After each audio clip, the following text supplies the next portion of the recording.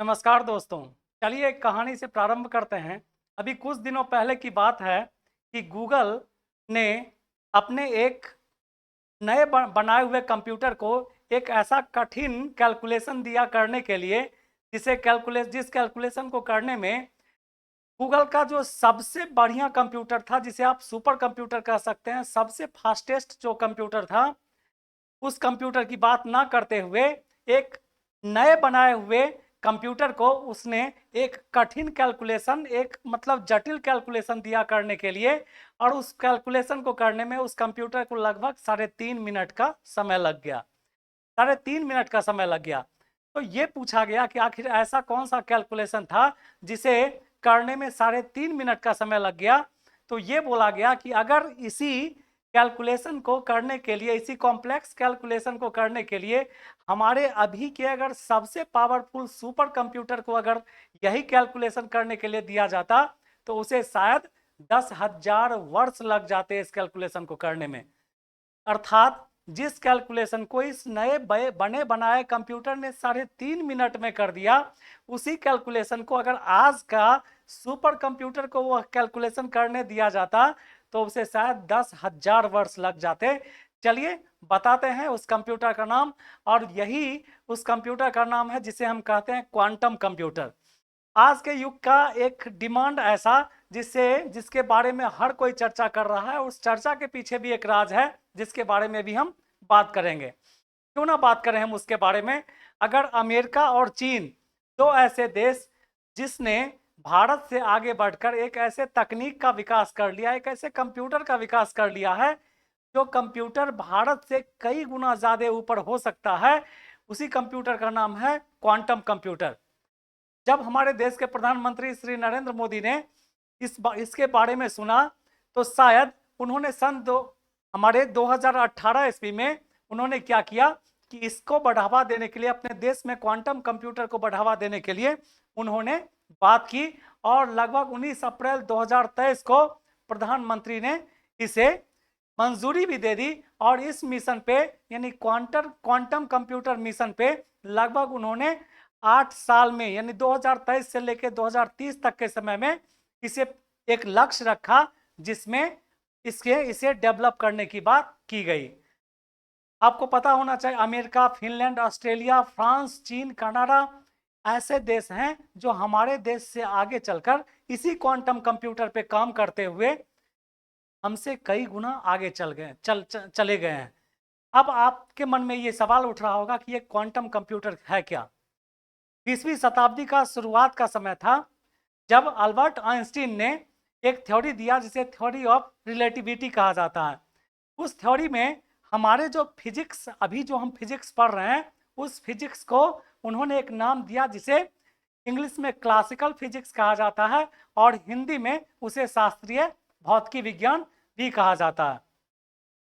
हम आज तक जिस फिजिक्स को पढ़ते हुए जिस कंप्यूटर का यूज करते हैं, जिस आजकल के जो कंप्यूटर का यूज करते हैं, उस कंप्यूटर का जो आधार है वो आधार दो चीजों पे चलता है जिसे हम बीट बोलते हैं, और वो है 0 और 1, जिसे बीट कहा जाता है। लेकिन जब किसी बीट पे हम जो कंप्यूटर को कोई मैसेज देते हैं, हम जो लिख के भेजते हैं, वो कंप्यूटर क्या करता है, उस हमारे मैसेज को कई छोटे छोटे टुकड़ों में बांट देता है, और बांट करके फिर जिसके पास हम मैसेज भेजते हैं उसके पास वो मैसेज जाता है। फिर वो मैसेज एक जगह इकट्ठा होके और जो हम लिख के भेजते हैं वहां पे वो उसे मिलता है। यानी आजकल के कंप्यूटर की, जो हमारी 21वीं शताब्दी है, उसके कंप्यूटर की सबसे छोटी इकाई बीट होती है। लेकिन आज हम एक ऐसे कंप्यूटर की बात करते हैं जिसकी सबसे छोटा यूनिट जो है बीट नहीं होता है, उसे क्यूबिट के नाम से जाना जाता है। क्यूबिट के नाम से उसे जाना जाता है, अर्थात बीट से भी एक छोटा यूनिट। अब इसका फायदा क्या है। क्वांटम क्वांटम जो शब्द है वो लैटिन भाषा से आया जिसका अर्थ होता है मात्रा, यानी कितना, अर्थात किसी चीज की सबसे छोटी यूनिट। आज हमारे धरती पे किसी चीज की सबसे छोटी यूनिट क्या है तो शायद आप उसे एटम बोलेंगे। लेकिन क्या आपने सोचा है कि एटम से भी कोई छोटा यूनिट हो सकता है। तो क्वांटम कंप्यूटर वही है जिस कंप्यूटर के आने से जिसके आने से कहीं ना कहीं एक ऐसा विकास होगा जैसे कोरोना के काल में अगर किसी वैक्सीन को बनाने के लिए साइंटिस्ट को अगर 6 महीने लग गए, तो क्वांटम कंप्यूटर वो है कि उसी वैक्सीन को शायद कुछ घंटे में वो बना दे। चलिए बात करते हैं इसका उपयोग के बारे में। तो क्वांटम कंप्यूटर का उपयोग सेमीकंडक्टर, एमआरआई, इलेक्ट्रॉन, ठीक है, माइक्रोस्कोप आदि में किए जाने की संभावना एक अपार संभावना है। इसे कई उदाहरणों से लोग समझाते हैं। चलिए एक उदाहरण हम भी देते हैं, लेकिन उससे पहले इसके बारे में थोड़ा जो बेसिक जानकारी है उसके बारे में हम पढ़ के बताते हैं कि आखिर ये है क्या क्वांटम कंप्यूटर। क्वांटम 20वीं शताब्दी के प्रारंभ में जब आइंस्टीन, इसे ठीक कर देते हैं, जरा रुकिए।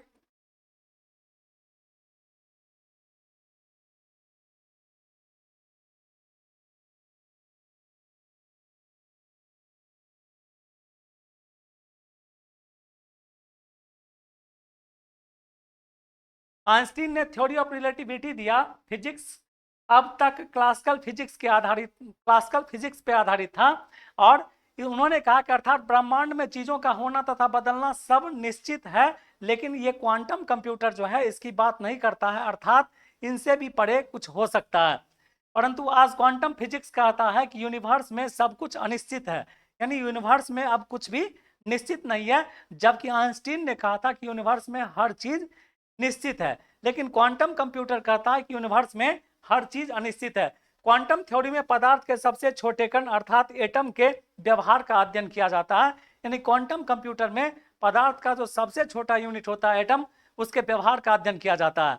जैसे फिजिक्स कहता है कि अगर एक सिक्का, फिजिक्स में कहा जाता है कि अगर एक सिक्का को ऊपर उछाला जाए तो उसके हेड और टेल आने का प्रोबेबिलिटी 50-50 होता है, यानी या तो हेड आएगा या तो टेल आएगा। लेकिन क्वांटम कंप्यूटर यह नहीं कहता। उसके कहने का मतलब यह है कि अगर एक सिक्का को उछाला जाए तो हेड और टेल आने के का जो प्रोबेबिलिटी है उससे भी अलग ये हो सकता है कि हेड या टेल से अलग भी कुछ आ सकता है, ये कहता है हमारा क्वांटम कंप्यूटर। फिजिक्स अब तक क्लासिकल फिजिक्स थ्योरी पर आधारित होगा, अर्थात ब्रह्मांड में चीजों का होना या बदलना सब निश्चित होगा। परंतु क्वांटम कंप्यूटर जो है यूनिवर्स में सब कुछ अनिश्चित है, ऐसा इसने कहा है, इसमें कहा जाता है। चलिए आगे देखते हैं इसमें। अगर ठीक है, अब देखिए यही क्वांटम की अवधारणा क्या है। क्वांटम का जो मेन अवधारणा है उसे सुपर पोजिशन कहा जाता है। क्या कहा जाता है? सुपर पोजिशन कहा जाता है। अर्थात एक सिक्का को अब जब आप उछालते हैं तो प्रोबेबिलिटी में हेड या टेल आने की संभावना होती है, लेकिन उसके परे अगर कोई संभावना होगी, तुम जाओ सुने, तो उसे सुपर पोजिशन कहा जाता है। क्या कहा जाता है? Super position. ठीक है, अर्थात आप एक एग्जाम्पल से समझ सकते हैं कि अर्थात अगर एक कार आपको एक जगह से दूसरे जगह पर ले जाएगी तो आप जाएंगे उसी जगह पे, लेकिन क्वांटम कंप्यूटर यह कहता है कि आपके कार का आपको ले जाने का जो विज्ञान होगा वो बदल जाएगा, यानी वो थ्योरी बदल जाएगी। उस थ्योरी से आप, यानी उस टेक्नोलॉजी से आप नहीं जाएंगे जिस टेक्नोलॉजी से आज आप जा रहे हैं। ठीक है, क्वांटम कंप्यूटर में 0 या 1 के अलावा दोनों एक साथ भी हो सकते हैं, यानी क्वांटम कंप्यूटर में 0 और 1 के अलावा ऐसा भी हो सकता है जो बीट है वो दोनों एक साथ भी हो सकते हैं या इनसे अलग भी हो सकते हैं। इसका कारण सुपर पोजिशन है, यानी जब हम क्वांटम कंप्यूटर का बात करेंगे तो उसे सुपर पोजिशन के नाम से हम जानते हैं। आप अगर किसी चक्रव्यूह में हैं तो आम कंप्यूटर आपको, इसका एग्जाम्पल दिया गया है कि आप अगर किसी चक्रव्यूह में हैं तो आम कंप्यूटर आपको बाहर निकालने का रास्ता या बायां या दायां बता सकता है, पर क्वांटम कंप्यूटर आपको दोनों संभावना एक साथ बता सकता है। जनरली साधारण कंप्यूटर में क्या होता है, आप मान लीजिए किसी चक्रव्यूह में फंसे हैं, तो अगर आप कंप्यूटर से हेल्प लेंगे तो वो आपको वहां से बाहर निकलने का रास्ता या तो बायां या तो दायां बताएगा। लेकिन क्वांटम कंप्यूटर वो है जो आपको दोनों को एक साथ लेके दोनों के बारे में बता सकता है, एक साथ बता सकता है। ठीक है, आम कंप्यूटर हर वो काम कर सकता है जो कहने का मतलब है कि आम कंप्यूटर हर वो काम कर सकता है जो क्वांटम कंप्यूटर करता है। लेकिन फर्क इस बात का है कि क्वांटम कंप्यूटर किसी काम को जितना तेजी से कर सकता है, आम कंप्यूटर उस काम को उतना तेजी से नहीं कर सकता है। इसकी विशेषता क्या है? आने वाले समय में हमारे देश की सुरक्षा, जितने भी हमारे जो डाटा है, डाटा को अगर अगर क्वांटम कंप्यूटर का विकास हो गया तो डाटा को लीक करना आसान हो जाएगा। जो इसको डेवलप कर लेगा वो किसी भी देश के डाटा को आराम से हैक कर सकता है और चुरा सकता है। दुनिया भर में अभी जितने क्वांटम कंप्यूटर बनाए जा रहे हैं वो कम क्यूबिट पर बनाए जा रहे हैं। यानी अभी जो क्वांटम क्वांटम कंप्यूटर डेवलप हुए उसमें लगभग जो है 1 घंटा में 20 से 30 क्यूबिट ही बन पाते हैं। लेकिन अभी डेवलप करने की बात की जा रही है कि एक ऐसा कंप्यूटर, इसे डेवलप इतना कर लिया जाए कि कुछ घंटों में हम हजारों लाखों क्यूबिट बना सकें, यानी इसके स्पीड को और ज़्यादा बढ़ा सकें, इसके कैलकुलेशन करने की क्षमता को और ज़्यादा डेवलप कर सकें। ये इसकी विशेषता देखिए क्या है। क्वांटम कंप्यूटर की विशेषता, डेटा सुरक्षित रखने के लिए पहला, कंप्यूटर आज के कंप्यूटर से लाखों गुना तेज चलेगा। जानकारी बिट्स में नहीं बल्कि क्यू बिट्स में होगी। क्यू बिट्स का मतलब होता है क्यू से क्वांटम होता है और बिट्स, जो बिट्स आप जानते हैं वही बिट्स है, इसलिए क्यू बिट्स इसका नाम दिया है, में स्टोर होगा। अभी बहुत बड़ा और रिसर्च के लिए, अभी तो बस रिसर्च के लिए ये बना है, बाकी चीज़ों में अभी इसका उपयोग नहीं होता है। अभी क्वांटम कंप्यूटर का साइज अभी उतना बड़ा है जितना बड़ा हमारे कंप्यूटर के विकास के पहले चरण में जो फर्स्ट स्टेज में साइज हुआ करता था, लगभग तो 2-3 रूम के बराबर, उस तरह का अभी साइज इसका है। 300 क्यूबिट्स के साथ जितना गणना कर सकता है वो पूरे, मतलब क्वांटम कंप्यूटर 300 क्यूबिट के साथ इतना कैलकुलेशन कर सकता है जितना पूरे ब्रह्मांड में जितने कण होंगे उस कण की गणना वो 300 क्यूबिट के साथ पूरा कर सकता है। नए अणु, इसका उपयोग नया अणु में, जो आप मेडिसिन में इसका उपयोग करना चाहते हैं वहाँ उपयोग कर सकते हैं। आज जितनी भी सुरक्षा हेतु इंक्रिप्शन का उपयोग किया जाता है। अगर क्वांटम कंप्यूटर डेवलप कर गया और जो देश इसे डेवलप नहीं कर सकेंगे तो इंक्रिप्शन को हैक करके इसे खराब भी किया जा सकता है।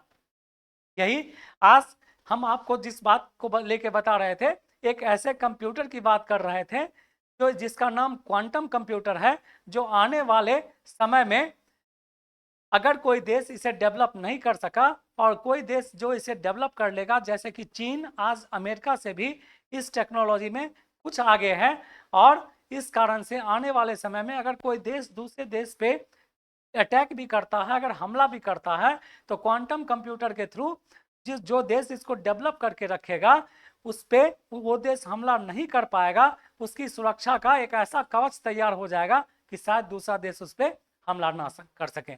आज के क्लास में हमने साइंस एंड टेक्नोलॉजी से एक सब्जेक्ट उठाया था जिसके बारे में आपको बताया। ये काफ़ी इंटरेस्टिंग था। उम्मीद करते हैं आपको अच्छा लगा होगा। चलिए मिलते हैं नेक्स्ट वीडियो में, तब तक के लिए थैंक यू।